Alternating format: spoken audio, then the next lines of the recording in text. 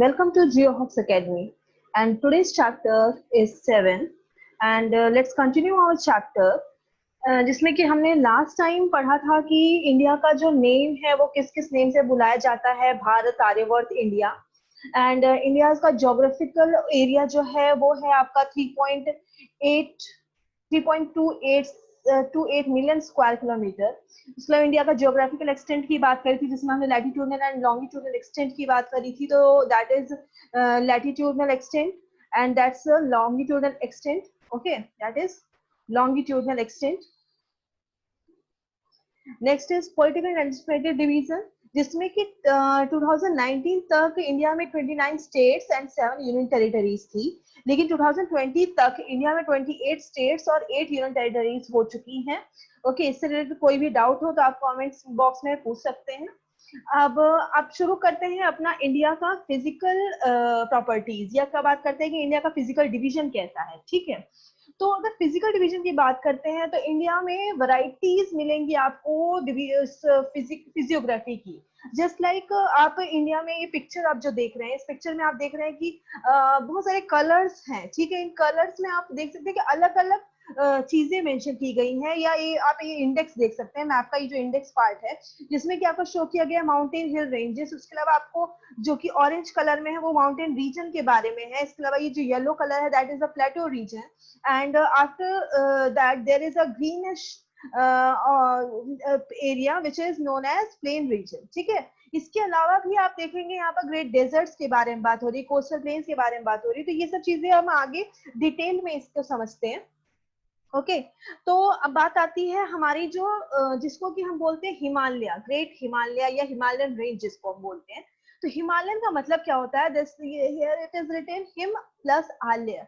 Him plus आल्य basically आपका एक संस्कृत वर्ड है, जिसका हिम का मतलब होता है बर्फ और आल्य का मतलब होता है घर। मींस जिसको इंग्लिश में बोल सकते हैं अबोर्ड ऑफ स्नो, मींस जिसमें कि बर्फ का घर है। ठीक है, तो बेसिकली आपका जो हिमालय है वो 3 पैरेलल रेंजेस में डिवाइड है। ठीक है, पैरेलल रेंजेस क्यों बोल रहे हैं? क्योंकि एक दूसरे के समानांतर चल रही है। ठीक है, this is the great Himalayan range. Okay, इस ग्रेट हिमालयन रेंज के अलावा आपकी एक दूसरी हिमालयन रेंज है जिसको कि बोलते हैं मिडल हिमालयन रेंज। ये जैसे कि पीर पंजाल धौलाधर रेंज जो है वो आपकी मिडल हिमालयन रेंज है। इसके बाद आता है आपका शिवालिक। ठीक है, शिवालिक रेंज। ठीक है, तो ये सारी रेंजेस जो है, तीनों रेंजेस की अपनी अपनी कुछ स्पेशलिटीज हैं। जैसे कि लाइक अगर आप बात करते हैं ग्रेट हिमालयन रेंज के जस्ट ऊपर, पहले हम बात कर ले ग्रेट हिमालयन रेंज के जस्ट ऊपर की जो रेंजेस है, जैसे Karakoram range, Ladakh range, Zanskar range जो है, ये आपकी हिमालयन की पार्ट नहीं है। इनको हम बेसिकली बोलते हैं ट्रांस हिमालयन। ठीक है, ट्रांस हिमालय इसको इसलिए बोलते हैं क्योंकि इनका जो ओरिजिन है ये हिमालय से पहले हो चुका था। ठीक है, इसलिए हम इनको ट्रांस हिमालय का नाम देते हैं। इसके बाद आता है आपका ग्रेट हिमालयन रेंज की अगर बात करते हैं तो ग्रेट हिमालयन रेंज की सबसे बड़ी स्पेशलिटी ये है कि this is the continuous range. Continuous range का मतलब क्या है कि इसमें कोई ब्रेक नहीं है। ओके, कोई ब्रेक नहीं है। आप इसमें कॉन्टिन्यूसली एक लाइन देखेंगे, जैसे कि आपकी कोई एक स्ट्रेट लाइन खींची गई है, इस तरह से लगता है ये। ठीक है, इसका जो इसका जो एक्सटेंट है, इसमें आप एक चीज देखेंगे कि इस ग्रेट हिमालयन रेंज में आपको नंबर ऑफ पीक्स दिखेंगे। जैसे कि आपका इसका नॉर्थ में अगर आप देखते हैं, नॉर्थ में एक आपका पीक है नंगा पर्वत के नाम से। ठीक है, नंगा पर्वत के नाम से आपका एक पीक यहाँ पर मिलता है। उसके अलावा आप इसको इसी रेंज में से पैरेलली अगर चलते चले जाएं, आपका इसका सबसे वेस्ट ईस्ट साइड में आपको फिर एक रेंज दिखेगा जिसको कि नाम दिया जाता है नामचा बरवा। ठीक है, नामचा बरवा, ये आपका एक एक्सटेंट है। इसके बीच में आपको बहुत सारी पीक्स दिखेंगी, जैसे कि नंदा देवी पीक जो कि हिमाचल प्रदेश के आसपास है। उसके अलावा धौलागिरी जो कि नेपाल में आ जाता है, माउंट एवरेस्ट जो कि अगेन नेपाल में आ जाता है। ऐसे बहुत सारी आपको पीक्स दिखेंगी जो आपकी, इसके अलावा देखिए कंचनजंगा है। ठीक है, तो ये ऐसी बहुत सारी पीक्स हैं जो कि आपके ग्रेट हिमालय में दिखेंगी। ये सबसे हाईएस्ट पीक्स मानी जाती हैं इन द वर्ल्ड। ओके, जैसे कि Mount Everest is the highest peak in the world. Okay, next आ जाता है आपका मिडल हिमालय। मिडल हिमालय की सबसे बड़ी खासियत ये है कि जस्ट लाइक जो ग्रेट हिमालय था वो कॉन्टिन्यूअस था, तो आपका जो मिडिल हिमालय है वो आपका डिसकॉन्टिन्यूअस रेंज है। डिसकंटिन्यूअस रेंज होने का इसका मेन कारण क्या है कि आपका जो पेनिनसुलर प्लेटो था, यहाँ से इसका लगातार जो फोर्स पड़ रहा था ऊपर की तरफ, उसके अलावा जो तिब्बतियन प्लेटो था उसकी तरफ से जो फोर्स पड़ रहा था, या फिर ये कह सकते हो after building of the great Himalaya, जो ग्रेट हिमालय के थ्रू जो प्रेशर पड़ता था इस रेंज में, क्या होता था कि जो डिफरेंशियल जो फोर्स पड़ता था उसकी वजह से क्या हुआ, इनकी जो रेंजेस है वो ब्रेक हो गई, ठीक है। और इन ब्रेक जो हुई रेंजेस को क्या नाम दिया गया, अलग अलग नेम दिया गया, जैसे कि पीर पंजाल रेंज हो गया, धौलाधर रेंज हो गया, ठीक है। ऐसे बहुत सारी रेंजेस आपको एक श्रृंखला में इधर ऐसे लाइन से आपको दिखेंगी और कटिंग होती चली जाती है, ठीक है। इनको रेंज को नाम दिया गया आपका बेसिकली मिडिल हिमालयन रेंज, और मिडिल हिमालय को हिमाचल हिमालय भी बोला जाता है। इसके अलावा इसकी सबसे बड़ी खासियत यह है क्योंकि इस तरह से जो ब्रेक हुआ उसकी वजह से इनमें वैली फॉर्मेशन बहुत अच्छा हुआ। वैली फॉर्मेशन की वजह से आपको देख सकते हो कि आपका फेमस वैली फॉर्मेशन आपका है आपका कश्मीर वैली, कश्मीर वैली जो कि फेमस वैली है, ठीक है। इसमें आपको गुलमार्ग भी देखने को मिल सकता है, ठीक है, जिसमें कि बहुत सुंदर फ्लावर्स उगते हैं। इसके अलावा लाहौल एंड स्पीति वैली भी है, Lahaul valley and Spiti valley, ठीक है। इसके अलावा आपको दिखेगा Kullu valley and Kangra valley, ठीक है। These all are the valleys of Himachal Himalaya और मिडल हिमालय, ठीक है। इसके अलावा आप इसमें हिल स्टेशन भी बहुत फेमस देख सकते हैं आपका, जैसे कि कुल्लू मनाली भी आपका हिमाचल प्रदेश, हिमाचल हिमालय में ही देखने को मिलता है, मीन्स मिडल हिमालय में। इसके अलावा आपका शिमला भी है इसी एरिया, इसी रेंज में मिलता है जो आपका मिडल रेंज है, ठीक है। तो these all about your middle Himalaya. Next come to the Shivalik Himalaya. Shivalik Himalaya जो कि आपका सबसे लोअर मोस्ट पैरेलल रेंज है, ठीक है, after middle range, after great Himalaya and after middle Himalaya. अब इसकी सबसे बड़ी खासियत ये है कि ये जो जिन प्रोसेस के थ्रू आपका ग्रेट हिमालय या मिडल हिमालय बना है, ये उसके थ्रू नहीं बना है। इस शिवालिक हिमालय का जो ओरिजिन है वो बेसिकली आपका इरोडेड मटेरियल्स है। इरोडेड मटेरियल्स कहाँ से, जो मटेरियल इरोड होके आया ग्रेट हिमालय से और आपका मिडल हिमालय से थ्रू रिवर्स, जो रिवर्स के थ्रू जो आपका इरोड होके मटेरियल आया, उसके डिपोजिशन से क्या हुआ, आपका यहाँ पर एलुवियल फैंस की टाइप में आपके डिफरेंट रेंजेस बने। और ये रेंजेस जो थी धीरे धीरे क्या हुआ कि इस पे क्योंकि लेयर पे लेयर चढ़ती चली गई आपकी सारे इरोडेड मटेरियल्स की, तो फाइनली ये फुट हिल्स में क्या बना, आपके शिवालिक हिल का इसे नाम दे दिया, क्योंकि इनकी हाइट अब इतनी ऊंची हो चुकी है, इनको की हिल्स का नाम दिया गया, इसको रेंज का नाम दिया गया, ठीक है। इसके अलावा इसकी सबसे बड़ी खासियत ये है कि इसकी जो सबसे ज्यादा ब्रॉडनेस है या फिर इसकी चौड़ाई जो है आपको जम्मू एंड कश्मीर तक तो देखने को मिलेगी। इसके अलावा पंजाब, इधर पंजाब हिमालय की तक भी देखने को मिलेगी, नेपाल के पास भी आप आ जाएंगे तब भी इसकी रेंज आपको देखने को मिलेगी। लेकिन जैसे जैसे ये जो शिवालिक हिमालय है उसकी जहां तक इस तरफ जहां पे घाघरा रिवर बहती है, घाघरा रिवर के बाद आप देखेंगे कि ये जो रिवर है ये जो रेंज है पूरी तरह से क्या हो जाती है, डिसअपियर हो जाती है। क्यों? क्योंकि इसके बाद ये रेंज बिल्कुल नहीं दिखती है, क्योंकि इस तरफ क्या हुआ क्योंकि जो आपका इरोजन है वो बहुत कम हुआ, ठीक है, जिसकी वजह से आपको ये देख सकते हैं कि आपका शिवालिक का जो डिस्टेंस है वो सिर्फ आपको किस एरिया तक दिखेगा, आपके आसाम हिमालय तक। जहां पर आसाम हिमालय आपका स्टार्ट होगा वहां पर घाघरा रिवर है, घाघरा रिवर तक ही आपका बेसिकली शिवालिक हिमालय का एक्सटेंट है। Okay, now this is all about your Himalaya. Okay, if you have any doubt you can ask in comment box.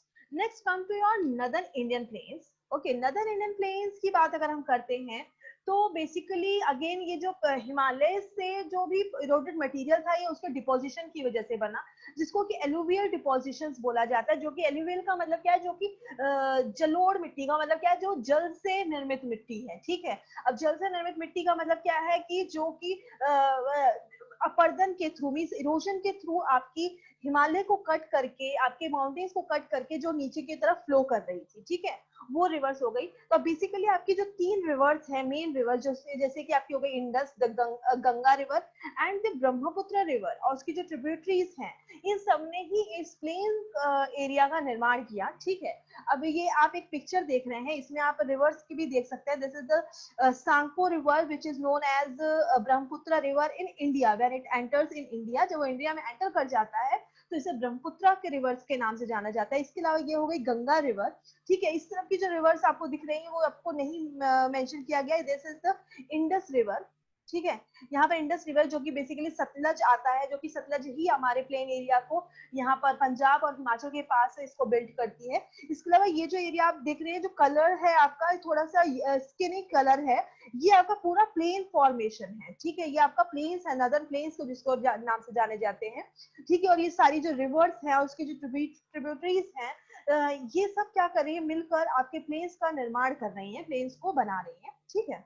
इसके बाद आते हैं आपके, ये इसमें साथ में ये दिया कि क्योंकि आपके जो रिवर्स है वो लगातार आपके मड को क्या करती है, न्यू करती रहती है, जिसकी वजह से ये जो फर्टिलिटी है लैंड की वो बनी रहती है और ये कल्टीवेशन के लिए बहुत ज्यादा इंपॉर्टेंट हो जाती है। इसी वजह से क्या देखेंगे कि आप का जो हाईएस्ट पॉपुलेशन है वो आपका प्लेन एरिया में रहता है, जैसे कि हमने लास्ट चैप्टर में भी इसके बारे में पढ़ा था। Next come to the desert. Okay, desert आपका जो आता है वो आता है आपका नेक्स्ट इंपॉर्टेंट लैंडफॉर्म। इसकी खासियत क्या है कि इस डेजर्ट वाले में आप एक देखेंगे कि इसमें जो विंड है वो लगातार चलती रहती है और इन विंड के चलने की वजह से क्या होता है, आपके लॉन्गिट्यूडनल ड्यून्स बनते हैं। लॉन्गिट्यूडनल ड्यून्स का मतलब क्या होता है, आपके ड्यूज का मतलब होता है एक तरह से एक गुम्बद टाइप का बनता चला जाता है, ठीक है। इस तरह के ड्यूज का फॉर्मेशन होता है और ये जिस तरह से आपकी विंड फ्लो करती है, क्या करती है, विंड्स को अब एक तरह से आपने डालती चली जाती है और आपकी जो मड होती है, मींस जो सैंड पार्टिकल्स होते हैं उन्हें उड़ा उड़ा कर इस तरह से लॉन्गिट्यूडनल ड्यूज का निर्माण करती हैं। इसके अलावा आप इसकी खासियत दूसरी ये है कि इसमें रेनफॉल जो है वो बहुत कम होता है। रेनफॉल की आप देख सकते हैं कि बिलो 150 मिलीमीटर का जो रेनफॉल है वो इसमें देख सकते हैं, वो भी पर ईयर की बात हो रही है, ठीक है, पर ईयर की बात हो रही है। इसके अलावा आप क्योंकि जो रेनफॉल है वो बहुत कम है, उसके बाद सनरेज क्योंकि आप देख सकते हैं कि इधर से आपकी जो ट्रॉपिक ऑफ कैंसर के करीब बहुत ज्यादा है ये आपका डेजर्ट, तो ये आपका बेसिकली आपका आ जाता है एरिड क्लाइमेट आपका डिनोट करता है ये, ठीक है। इसके अलावा एरिड क्लाइमेट की वजह से आप देख सकते हैं इसका जो वेजिटेशन है वो भी आपको बहुत कम दिखेगा। वो इसमें आप थॉर्न प्लांट्स आपको देख सकते हैं, जो कांटेदार प्लांट्स होते हैं जैसे कैक्टस वगैरह हो गया, ये हमारा बेसिकली इसमें आप देख सकते हैं, ठीक है। This is the properties of desert. Next come to the peninsular plateaus. Peninsular plateau जैसे कि हमने लास्ट चैप्टर में भी इसके बारे में पढ़ा था, पेनिनसुलर प्लेटो जो है बेसिकली आपका ट्रायंगुलर शेप में है, ठीक है। जैसे कि इस पिक्चर में देख सकते हैं, this is the peninsular Plato and this is the figure, this is type of peninsular plateau जैसे सिमिलर लाइक ट्रायंगल, ओके। तो ट्रायंगुलर शेप में इसको देख सकते हैं आप। इसके अलावा इसमें आपको बहुत सारे प्लेटोज हैं, जैसे कि हो गया मारवाड़ प्लेटो, इसके अलावा मालवा प्लेटो, बघेलखंड प्लेटो, हजारीबाग प्लेटो, छोटा नागपुर प्लेटो, इसके अलावा रांची प्लेटो, ये हजारीबाग प्लेटो जो ये बघेलखंड प्लेटो, इसमें बहुत सारे छोटे छोटे प्लेटोज आपको दिखेंगे जिसका अलग अलग नाम दिया गया है। इसके अलावा Maharashtra plateau, Deccan plateau is the biggest plateau in peninsular plateau. इसके बाद मैदान, Malnad, okay, Chhattisgarh, this is a plain, okay, so these all are the plateaus of a peninsular plateau, okay। इसके अलावा इसमें आपको कुछ रेंजेस भी देखने को मिलेंगी, जस्ट लाइक आपकी सतपुड़ा रेंज और Vindhyan range, Vindhyan range and Satpura range है which is known as your block mountains, okay. Block mountain ranges हैं जो आपकी लास्ट टाइम हमने ब्लॉक के जब ब्लॉक माउंटेन्स के बारे में पढ़ रहे थे तो हमने वहां पर पढ़ा था। इसके अलावा इनके बीच से Narmada river and Tapi river भी फ्लो करती है which is known as valley, okay. और ये रिवर्स जो है वो बेसिकली आपकी वेस्ट फ्लोइंग रिवर्स हैं। ये यही दो रिवर हैं जो कि आपकी वेस्ट में फ्लो करती हैं। इसके अलावा आपकी जो कुछ जितनी भी रिवर्स है वो सारी आपकी ईस्टवर्ड फ्लो करने वाली रिवर हैं, ठीक है। अब ईस्टवर्ड फ्लो करने की रिवर का मतलब क्या है कि इस तरफ आप एक चीज देखेंगे कि इस तरफ क्या है, आपकी वेस्टर्न घाट्स आपके बनते हैं। ये वेस्टर्न घाट्स क्या है, आपके कॉन्टिन्यूअस रेंजेस हैं। और जो कॉन्टिन्यूअस रेंज ने क्या किया कि इधर दो बार अपलिफ्टमेंट एंड सबमर्जेंस की वजह से क्या हुआ, ये जो पार्ट था ये आपका ऊपर उठ गया और इस तरफ का जो पार्ट था वो आपका नीचे की तरफ धंस गया, ये सबमर्जेंस हो गया, जिसकी वजह से ये तो कॉन्टिन्यूअस हो गया, लेकिन क्योंकि बार बार इसमें सबमर्जेंस की वजह से क्या हुआ, यहाँ की जो रेंज हो गई वो रेंजेस क्या हो गई, आपकी टूट गई, ठीक है। इन रेंजेस को इसी वजह से इन रेंजेस को जैसे कि जो आपकी वेस्टर्न में रेंजेस हैं उनको बोला जाता है सह्याद्रीज, और जो आपकी ईस्टर्न घाट्स में रेंजेस है उनको बोला जाता है ईस्टर्न घाट्स के नाम से भी जाना जाता है, ठीक है। और अगर हम बात करते हैं इनके इन रिवर्स की, तो सेम आप देख रहे हैं कि यहाँ पर बहुत सारी रिवर्स है, जैसे कि महानदी, कृष्णा, गोदावरी, कृष्णा, कृष्णा, कावेरी रिवर जो कि यहाँ की मेन इंपॉर्टेंट रिवर्स है, जो कि सबका जो फ्लो है वो ईस्टवर्ड फ्लो है।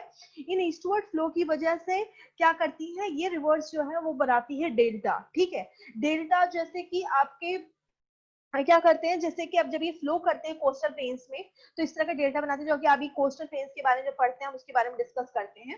सो अगर हम बात करते हैं इसके अलावा हम देखते हैं कि आपके जो पेनिनसुलर प्लेटोज हैं इनकी सबसे बड़ी खासियत ये है कि इसमें आपको बहुत सारे कोल एंड आयरन मिलेगा। जो आपका बेसिकली आपका जो ये वाला पार्ट है हजारी प्लेटो जो है ये आपका कोल, आयरन एंड साथ में आप देखेंगे कि इसमें आपको पेट्रोलियम भी आपको देखने को मिलेगा। ठीक है, पेट्रोलियम कैसे देखने को मिलता है, क्योंकि ये एरिया जो था ये समुद्र से दबा हुआ एरिया, क्योंकि इसमें क्या हुआ, क्योंकि जब यहाँ से ये पार्ट टकराया तो नॉर्थ से साउथ में जब भी टकराया तो इसमें बहुत सारे जो वो थे आपके क्या नाम है जो पेड़ वगैरह थे वो क्या हुआ जमीन में दब गए, और जमीन में दबने की वजह से क्या हुआ कि इसमें कोल फॉर्मेशन हुआ। उसके अलावा क्योंकि यहाँ पर आप समुद्र को काट के ये ऊपर की तरफ बना है तो इसलिए आपको इसमें पेट्रोलियम डिपॉजिट्स भी आपको देखने को मिलेंगे, इसलिए इसमें इजीली आप पेट्रोलियम एक्सट्रैक्ट कर सकते हैं। ठीक है, that is all about your plateaus. Okay, now come to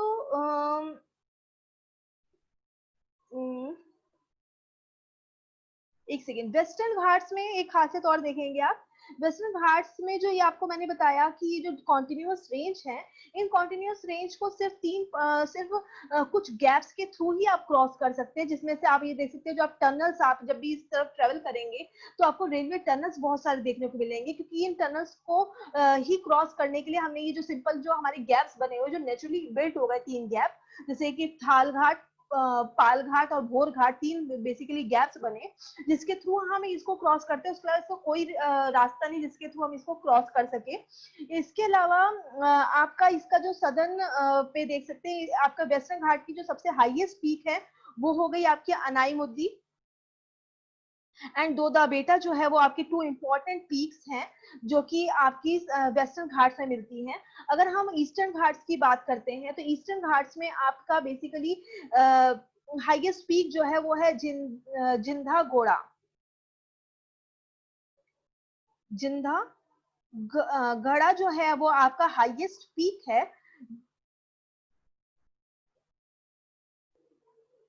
okay, इसके अलावा ये आपका एरिया जो है वो बेसिकली लेटराइट सॉइल को शो करता है। ओके, लेटराइट सॉइल आपको यहाँ पर मिलेगी। इसके अलावा आपका इसमें बॉक्साइट डिपॉजिट्स भी देखने को मिलेगा। ठीक है, साउथ की तरफ आप जाएंगे तो इसमें आपको बॉक्साइट डिपॉजिट मिलेगा जो कि एल्यूमिनियम के बनाने के लिए बहुत ज्यादा इंपॉर्टेंट एक ओर है। ठीक है, अब आ जाते हैं आपके कोस्टल प्लेन्स पे। तो कोस्टल प्लेन्स की अगर हम बात करते हैं तो ये जो बनने का इसका सिंपल एक रीजन है, क्योंकि जो रिवर्स फ्लो करती है जैसे कि महानदी, गोदावरी, कृष्णा, कावेरी जो रिवर्स हैं जो फ्लो करती हैं वो बेसिकली आपकी इन डेल्टास का फॉर्मेशन करती हैं। डेल्टास कैसे बनते हैं आपको इस तरह से आपको डिफरेंट रिवर्स फ्लो करने के बाद क्या होता है, ये जब अपना सिल्ट डिपॉजिट करना शुरू करती है तो इस तरह से एक चौड़ा सा सिल्ट जो आपका एक लैंड जो मिट्टी है वो मतलब जो सॉइल है वो या करती है फ्लो करती है, और रिवर्स का जो स्पीड होती है बहुत ज्यादा स्लो हो जाती है, और स्लो होने की वजह से क्या होता है इस तरह का डेल्टा फॉर्मेशन हो जाता है। तो ये जो डेल्टा फॉर्मेशन होता है इसमें अगर बात करें कि गंगा ब्रह्मपुत्र डेल्टा जो है वो आपका विश्व का सबसे बड़ा डेल्टा है, जिसको कि बोला जाता है सुंदरवन डेल्टा भी जिसको नाम दिया जाता है, वो बेसिकली आपके इस एरिया में देखने को मिलेगा। ये एरिया जो है आपका सुंदरवन डेल्टा का रिप्रेजेंट करता है। ठीक है, क्योंकि यहाँ से आपकी आती है ब्रह्मपुत्र डेल्टा यहाँ मर्ज होती है, उसके अलावा यहाँ से रिवर आपकी गंगा आती है, तो ये आपका आ जाता है Sundarban delta. Okay okay, now come to your coastal plains की जो बात हो रही है, हम कोस्टल प्लेन्स की बात कर रहे हैं। These are your coastal plains जिनको कि अलग अलग नेम दिया जाता है, जैसे कि कोंकण कोस्ट, काठियावाड़ कोस्ट जो ये गुजरात के एरिया में पड़ता है। इसके अलावा है आपका मालाबार कोस्ट जो आपके केरल की साइड में आ रहा है। इसके अलावा आपके अगर ईस्ट साइड में अगर देखें तो ईस्ट साइड में आपका तमिलनाडु तक आपका कोरोमंडल कोस्ट के नाम से जाना जाता है। इसके अलावा आपका आंध्र प्रदेश में आंध्रा कोस्ट जिसको बोला जाता है। उसके अलावा अगर आप आ जाते हैं उड़ीसा के पास तो ये आपका है उत्कल कोस्ट के नेम से इसको जाना जाता है। ठीक है, that is all your coast. Yes, now come to your islands, ठीक है। ये आपका जो लास्ट या इम्पोर्टेंट आइलैंड, इम्पोर्टेंट ये कह सकते हो आपका ये सिक्स्थ इम्पोर्टेंट फिजियोग्राफी है हमारे इंडिया की, which is known as island. Okay, island में जो मोस्ट इंपॉर्टेंट आइलैंड है वो है हमारा लक्षद्वीप आइलैंड, और next is Andaman and Nicobar islands, ठीक है। आइलैंड्स बेसिकली क्या होते हैं, जो कि बहुत ही छोटे लैंड होते हैं इन कंपैरिजन टू हमारे जो कॉन्टिनेंट्स होते हैं, या फिर हमारे जो कंट्रीज का जो अलग है, उसके अलावा जो छोटे लैंड पार्ट है, that is known as island. Okay, तो अगर हम लक्षद्वीप आइलैंड्स की बात करते हैं, तो लक्षद्वीप आइलैंड्स में टोटल नंबर ऑफ आइलैंड्स जो है वो है 36 आइलैंड्स हैं, ठीक है। टोटल नंबर ऑफ आइलैंड्स हैं जो कि है 36। इसके अलावा आप इसकी खासियत देखेंगे कि इसमें ग्रेट बायोलॉजिकल डाइवर्सिटी आप बहुत ज्यादा देखेंगे, मींस इसमें डिफरेंट डिफरेंट स्पीशीज मिलेंगी आपको, आपके ट्रीज की। उसके अलावा आप इसमें फ्लोरा एंड फौना, मींस आप जिसकी बात करते हैं, मींस एनिमल्स की, आपको इसमें different different types of varieties आपको देखने को मिलेंगी। और इसके अलावा इनका जो फॉर्मेशन है वो है कोरल फॉर्मेशन, मींस क्या है, ये कोरल आइलैंड्स के नाम से भी जाना जाता है। कोरल आइलैंड्स जो है बेसिकली कुछ ऐसे डेड प्लैंक्टन्स हैं जो कि कुछ पहले कुछ समय तक जिंदा रहते हैं, उसके बाद जब वो डेड होते शुरू हो जाते हैं तो क्या करते हैं, वो एक दूसरे को इस तरह से चढ़ते चले जाते हैं, और वो एक ऊपर समुद्र के जब ऊपर तक आ जाते हैं तो वो एक तरह से आपका आइलैंड्स का फॉर्मेशन करते हैं। और इसमें आप क्योंकि इतना ज्यादा ये जो कोरल आइलैंड्स है, जब ये डेड होने के बाद क्या होता है, इसमें अच्छी वेजिटेशन का ग्रोथ हो सकता है। इसकी वजह से आप देख सकते हैं इसमें जो फौना जो है, फ्लोरा जो है, वो बहुत अच्छी क्वालिटीज में मिलेंगे आपको। इसके अलावा आप बात करते हैं अंडमान निकोबार आइलैंड की बात करते हैं, तो अंडमान निकोबार आइलैंड जो है वो लार्ज ग्रुप ऑफ आइलैंड्स है, जिसमें कि आपको टोटल 572 आइलैंड्स देखने को मिलेंगे, ठीक है। इसके अलावा अंडमान आइलैंड जो है, उसके अलावा जो निकोबार आइलैंड है, इसको आप 10 डिग्री चैनल के थ्रू इसको डिवाइड किया जाता है। 10 डिग्री चैनल का मतलब सिंपल कुछ नहीं है, बस एक रास्ता है जिसके थ्रू, जिसको कि नाम दिया गया 10 डिग्री चैनल, जो ये दो पार्ट में इसको डिवाइड करता है। इसके अलावा इसकी जो कैपिटल है वो है पोर्ट ब्लेयर, ठीक है। अंडमान निकोबार की जो कैपिटल है वो है पोर्ट ब्लेयर। इसके अलावा इसी निकोबार आइलैंड में ही आपको अपना बेस्ट एक्टिव वोल्केनो दिखेगा, जिसको कि बोला जाता है बैरन आइलैंड, ठीक है। इंडिया का जो ओनली मतलब सिर्फ एक एक्टिव वोल्केनो है, जो कि इसको बोला जाता है बैरन आइलैंड। ओके, इसके अलावा एक चीज देख सकते हैं, ये जो माउंटेन्स हैं, ये जो बने हैं, ये जो आपका अंडमान निकोबार आइलैंड है, ये बेसिकली आपका सबमरीन माउंटेन है। सबमरीन माउंटेन का मतलब क्या है, जो माउंटेन्स आपके समुद्र के अंदर बने थे, ठीक है। तो इनका ये जब इनकी ऊंचाई इतनी हो गई कि ये ऊपर दिखाई देने लगे, तो ये आइलैंड का फॉर्म दिखने लगे, क्योंकि बहुत छोटे, जैसे जस्ट लाइक इस तरह से आइलैंड्स थे, इस तरह से माउंटेन्स बने हुए थे, जो कि आपके ओशियन बेसिन पर है, ठीक है। अब क्योंकि यहाँ पर ओशियंस है, हमारा इस पे ओशियन वाटर है, तो इस तरह से ये जो छोटे छोटे पार्टिकल्स दिखते हैं, तो ये हमारे आइलैंड का नाम दे दिए इनको, ठीक है। तो इस तरह से ऐसा माना जाता है कि इसमें से कुछ आइलैंड जो है वो सबमरीन आइलैंड है। इसके अलावा कुछ ऐसे माने जाते हैं कि जो वो आइलैंड्स है वो वॉल्केनिक आइलैंड है, मींस जब वॉल्केनोज बनते हैं तो वॉल्केनोज की वजह से ये आइलैंड्स बने, तो इनको बोला जाता है वॉल्केनिक आइलैंड्स, ठीक है। सो ये आपका था वॉल्केनो आइलैंड्स के बारे में। उसके अलावा अगर हम बात करते हैं, एक 2004 में एक सुनामी आई थी, ठीक है। और सुनामी में कुछ आपका पार्ट जो है वो इसमें सबमर्ज हो गया, वो बेसिकली आपका निकोबार का पार्ट था। यस, निकोबार आइलैंड्स के जो साउथ का निकोबार आइलैंड का पार्ट था वो बहुत सारा उसमें सबमर्ज हो गया, ठीक है। क्योंकि जो सुनामी आई उसकी वजह से उसमें जो पानी था वो ओवरफ्लो हुआ, और वो उसके अंदर पानी के प्रेशर से उसमें क्या हुआ, वो दब गया, ठीक है। So that is all about your 7th chapter. So this is so we will come back with our next chapter, and which is known as India's climate and vegetation. So thank you.